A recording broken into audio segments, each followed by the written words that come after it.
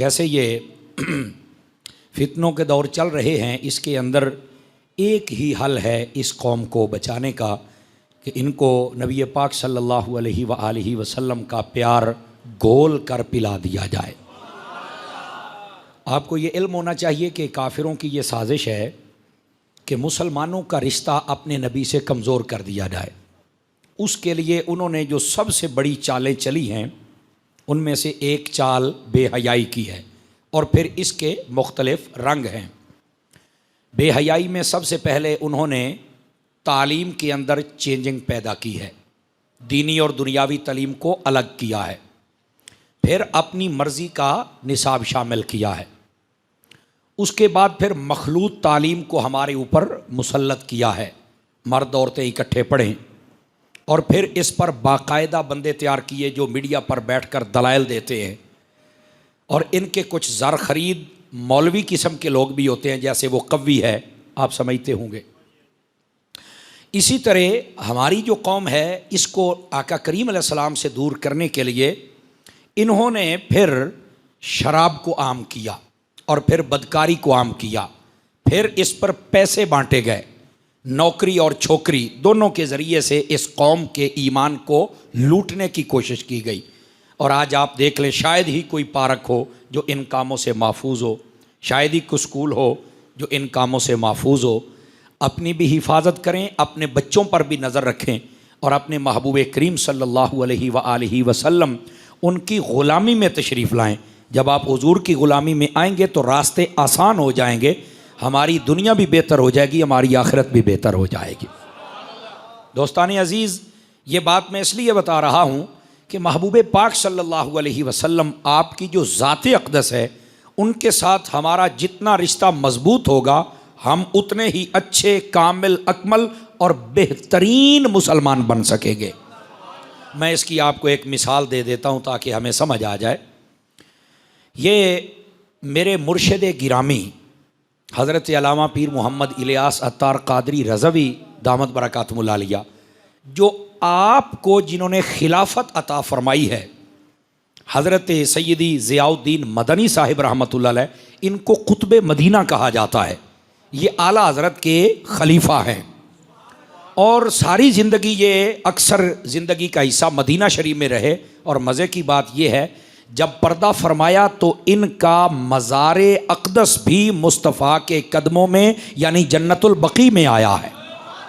ठीक है, अब इनके बेटे डॉक्टर रिजवान साहब ये वहाँ होते हैं। मैं फ़कीर जब भी मदीने जाता है इस आस्थाने पे हाज़िरी देता है, और अल्हम्दुलिल्लाह वहाँ की महफ़िल में आप कभी चले जाएं, आप ये पाकिस्तान की महफ़िलों को भूल जाएंगे। ऐसी प्यारी महफ़िलें होती हैं, क्या खुशबू लगाते हैं, और क्या वो जनाब दुरूद ताज पढ़ते हैं, और उसके बाद जब कसीदा बुरदा पढ़ते हैं तो हैरान हो जाता है बंदा, लगता है पता नहीं ये कौन सी सोहनी मखलूक है जो हुजूर का मीलाद पढ़ रही है। तो सैयदी ज़ियाउद्दीन मदनी साहब रहमतुल्लाह ताला अलैह ये मेरे दादा मुर्शिद भी हैं। इन्होंने मेरे मुर्शिद गिरामी को खिलाफत भी अता फरमाई हुई, बहुत पाए के बुज़ुर्ग गुजरे हैं।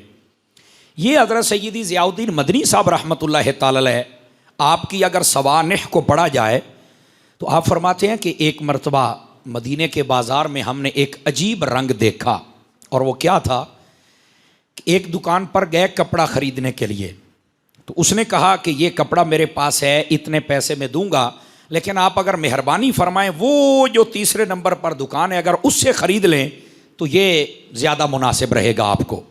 तो कहते हैं कि हम उनके पास चले गए, हमने उस दुकानदार से कहा, वही कपड़ा वही रेट उसने भी दिया, हमने कपड़ा ख़रीद लिया। जब वापस वहाँ से गुज़रने लगे तो वो दुकानदार जिसके पास हम पहले गए थे वो मुस्कुराने लग पड़ा। तो हमें ना एक शक सा आ गया जहन में कि यार ये क्यों मुस्कुरा रहा है, कोई मसला है। हम उसके पास आए, यार ज़रा खुल के बात कर, हम तेरे पास आए, कपड़ा भी था तूने दिया भी नहीं, उधर गया यही कपड़ा उसी रेट में मिला है और अब तो मुस्कुराता है, मुझे समझ नहीं आई, ज़रा बात खोलेंगे। तो उसने जो बात कही ना, ज़रा सुने कैसे हुजूर के साथ लोगों का रिश्ता होता था और कैसे वो हुजूर सल्लल्लाहु अलैहि वसल्लम की बातों पे अमल करते थे। वो कहने लगा कि सुबह से मेरी दुकान पर काफ़ी गाहक आए थे, मेरे बच्चों का खाना पीना रिस्क वो बन चुका था, लेकिन मैं देख रहा था उसकी दुकान पर कोई गाहक नहीं गया, वो बेचारा बड़ी देर से अकेला बैठा हुआ है। तो मैंने चाहा कि आप उससे ख़रीद लें ताकि उसके बच्चों का रिस्क भी उसके पास आ जाए। ये है महबूब पाक सल्लल्लाहु अलैहि वसल्लम की ग़ुलामी। जब आजकल तो बाकायदा तावीज़ लिए जाते हैं कि कोई बंदा मार्केट में आए तो पहले मेरी दुकान पर आए, बाकायदा तौर पर हुक्के के पानी छिड़काए जाते हैं, हाँ, बाकायदा तौर पर से के कंडे लेकर ना उस पर ये मंतर जंतर पढ़ा के तो वो जनाब दबाए जाते हैं। ऊँट की हड्डियाँ बेचारे तलाश करते हैं। और अब तो तावीज़ भी इतना बड़ा आ गया है, ये इतना बड़ा तावीज़ होता है, फुट बाई फुट दा इतना बड़ा तावीज़ होता है, और उसको फिर वो लगाते हैं। आखिर हिलदा शिलदा रहे ना तो मोड़ इंशाल्लाह खैर रासी पाई।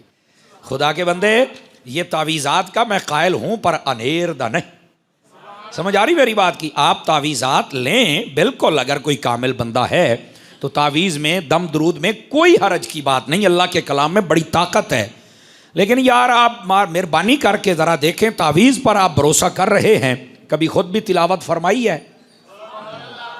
अब इन बातों पे सुभान अल्लाह कौन कहेगा?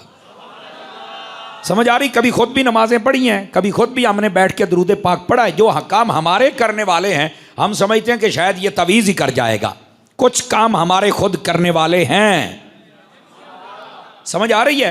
खाना खाने से पहले बिस्मिल्लाह पढ़ने से बरकत होती है कि नहीं होती है? अगर बंदा बिस्मिल्लाह लिखवा ले कमरे के अंदर और रोटी खाते वक्त बिस्मिल्लाह ना पढ़े और आंखें लिखी जो खलोती है, आपने तवज्जो नहीं ना फरमाई, मेरी बात को समझने की कोशिश करें ना भाई। लिखी जो खलोती है तो बात ठीक है, आया तो दब जाओ, नहीं नहीं नहीं नहीं। ओ बाबा, कुछ काम हैं जो हमारे करने वाले हैं, जब तक हम नहीं करेंगे वो काम होगा नहीं। तो इसी वास्ते निरा तवीता दे नाल काम ना कर, को जैसा आप भी करना है। समझ आ रही है? तो मेरी जान, इस वास्ते कुछ ना कुछ आप खुद फरमाया करें।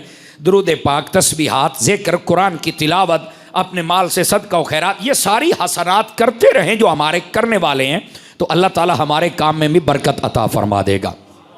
तो मैं अर्ज़ ये कर रहा हूँ, जब लोग हुजूर की ग़ुलामी में थे तो फिर यहाँ तक थे, और अब आपके सामने तबसरा मैंने कर दिया है। अल्लाह हमें समझ की तौफीक अता फरमा दे। मिलाद शरीफ का ये मुबारक महीना है, इसमें नबी पाक सल्लल्लाहु अलैहि वसल्लम का जितना हो सके ज़िक्र करें भी, सुने भी। हुजूर सल्लल्लाहु अलैहि वसल्लम, आपकी विलादत, आपकी आमद पर जो बरक़ात है, उनका ज़ुहूर नबी पाक अलैहिस्सलाम जो हमारे लिए लेके आए, कुरान, हदीस, दीन, अपनी सुन्नतें, अपने सहाबा, अपने अहले बैत, हुजूर के मोजज़ात, कमालात, शर्फ, ये सब कुछ बयान किया जाए ताकि हुजूर की शान भी वाज़े हो और नबी पाक सल्लल्लाहु अलैहि वसल्लम के बताए हुए दीन पर हम अमल भी कर सकें। मेरे भाई, मिलाद के दो पहलू होते हैं। एक है आमद मुस्तफ़ा, हुजूर आए, इसके दलाइल, बरक़ात, बिल्कुल ठीक है। और एक है मकसद मिलाद, हुजूर क्यों आए। आने वाली बरक़ात पर हम सुभान अल्लाह कहने का ज़हन रखते हैं, हुजूर क्यों आए ये हम नहीं सुनना चाहते। हुजूर फरमाते, बुइस्तु मुअल्लिमा, अल्लाह ने मुझे उस्ताद बना के भेजा है ताकि मैं तुम्हें हर चीज़ सिखाऊं। नबी पाक ने खाना सिखाया, पीना सिखाया, उठना सिखाया, बैठना सिखाया, माँ बाप की इज्जत करना सिखाया, कैसे हलाल कमाना है, कैसे खाना है, कैसे झूठ से बचना है, कैसे सच बोलना है, कैसे हज, कैसे उम्रा, कैसे जिहाद, कैसे शब रोज़ गुजारनी, कैसे जंग करनी, कैसे जिहाद में जाना है, कैसे खाना काबा में, कैसे मस्जिद नबी में, कैसे अपने घर में जाना, बीवी बच्चों के पास जाना, कैसे तरबियत, कैसे शादी, कैसे जनाजा, कैसे निकाह, कैसे तदफीन, ये सब कुछ मेरे हबीब ने सिखाया। अब इधर भी तो आओ ना, सिर्फ झंडे झंडियां लैटा नारे लंगर थे घर, नो, ये तरीका गलत है। हो गया ना चुप, अयो तो रौला है। जलसे जलूस सब निकलते हैं। जलसे जलूस वालों से मैं ये भी कहना चाहूँगा, बहुत अच्छी बात है, ये सआदत की बात है। आप जलसे में जाते हैं, जलूस में जाते हैं, लेकिन अगर नमाजें नहीं पढ़ते तो किसको धोखा देने जाते हैं आप? चलो ना बोलो, मुझे पता था ऐसी तकरीर पे कौन बोलता है। ओ कारी साहब कई मिलाद की गल सुना सानू अगा जन्नत चपड़ा, तू केड़े कमी पाए गए हैं। हम तो ये समझते हैं कि वह जन्नत नेड़े है तो कारी साहब की एक तकरीर की साटे तो सवे जा पाना है ना। मेरा पुत्र ए बोली ने तो नाराज ना हो ना, मैं झटकी सी बोली बोल रहा हूँ। ओ भाई, वो मेरा मालिक है, वो चाहे तो सुभान अल्लाह कहने पे जन्नत दे दे। लेकिन जो उम्मीदें हम लगाए बैठे हैं ना, शायद हम बहुत पीछे रह जाएंगे। थोड़ा सा अपने आप को बदलो, महबूब पाक सल्लल्लाहु अलैहि वसल्लम की ग़ुलामी में लेके आओ। आमद मुस्तफ़ा सल्लल्लाहु अलैहि वसल्लम, इसके दलाइल बरक़ात समझो और मनाओ, और साथ में मेरे हबीब जिस मकसद के लिए आए हैं उस मकसद को भी अपनी ज़िंदगी पर अप्लाई करो, अमल करो, हुजूर की बातें मानो। और ये जो नबी पाक सल्लल्लाहु अलैहि वसल्लम आपके ज़िक्र की और अल्लाह के ज़िक्र की महफ़िल होती हैं, ये बड़ी बाबरकत होती हैं, जबकि अल्लाह की रज़ा के लिए हों और शरी तकाज़ों के मुताबिक हूँ, गैर शरी हरकात से पाक हूँ। ये मैंने जो दो बातें की हैं, मेरी बात समझिए आप हज़रात।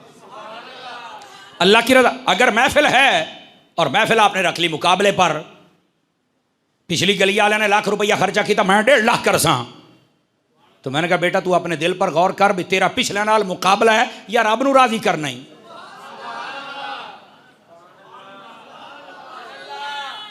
कई चुप हो जाते हो यार सीधियां सुन के।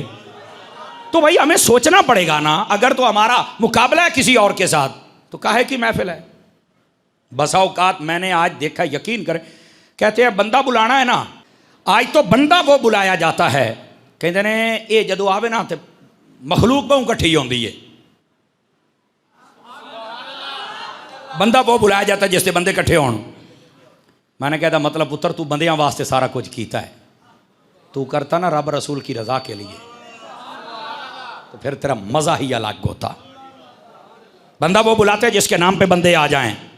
मैंने कहा यही तो मसला है, हुजूर के नाम पे आया करो, बंदों के नाम पे ना आया करो। आवाज़ समझ आ रही है आपको?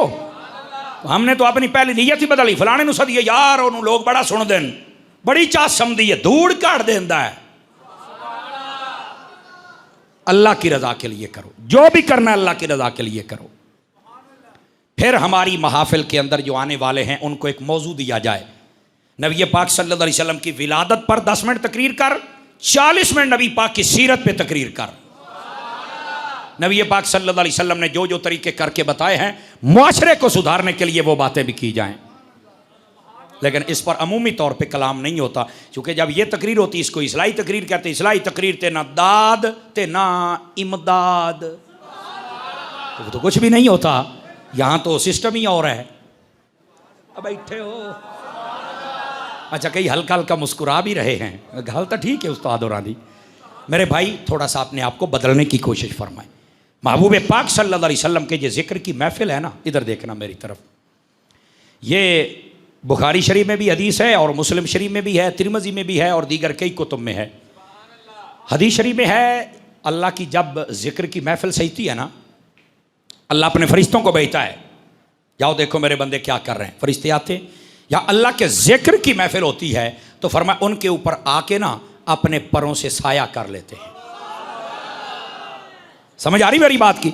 अच्छा, जब वो साया करते हैं तो उसके बाद फिर वो अल्लाह रब्बुल इज़्ज़त की बारगाह में दुआ करके तो महफिल को ख़त्म कर देते हैं। ये जो फरिश्ते हैं ये अल्लाह की बारगाह में तशरीफ़ ले जाते हैं, हालांकि अल्लाह को हर शय का पता है। फिर भी अल्लाह पूछता है बताओ कहाँ से आए हो? बारी ताला देखने गए थे तेरे बंदे क्या कर रहे हैं। फिर क्या देखा? कुछ लोग हैं जो तेरे हबीब का जिक्र कर रहे थे। फरमाया फिर का बारी ताला वो ना सवाल कर रहे थे, किस चीज़ का? बारी ताला तेरी रहमत, तेरा फजल, तेरी जन्नत, तेरी रज़ा, तेरी इनायत वो चाहते थे। अल्लाह फरमाता है जाओ गवाह हो जाओ, जितने उस महफिल में थे मैंने सबको ये चीज़ अता फरमा दी है, जाओ। अगली गल तो हौसले वाला बंदा बोल सकता है।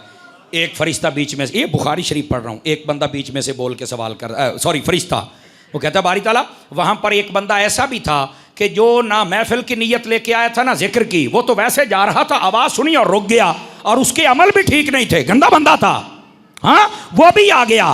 अल्लाह पाक पता क्या फरमाता है? फरमाता है हुमुल कौम ला यशका बिहिम जलीसुहुम।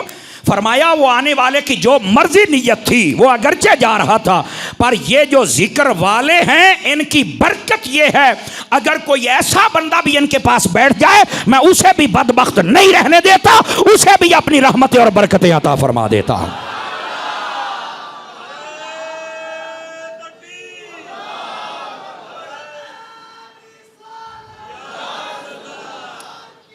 हाँ,